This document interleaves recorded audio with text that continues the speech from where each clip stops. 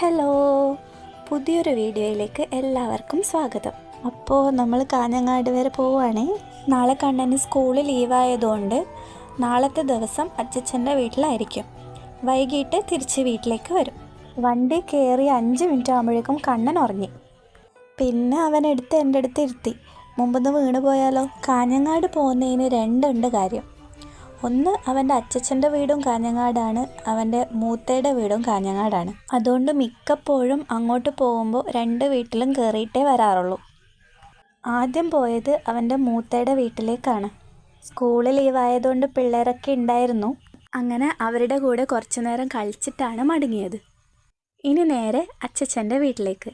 പിന്നെ അനിയത്തിക്കുട്ടീനെയും കൂടി കാണാമല്ലോ. മഴയൊക്കെ പെയ്ത് മൊത്തം ചളിയായല്ലോ. അങ്ങനെ കണ്ണൻ വീട്ടിലെത്തി. പുതിയൊരു വീഡിയോ ആയിട്ട് വീണ്ടും കാണാം. Bye bye.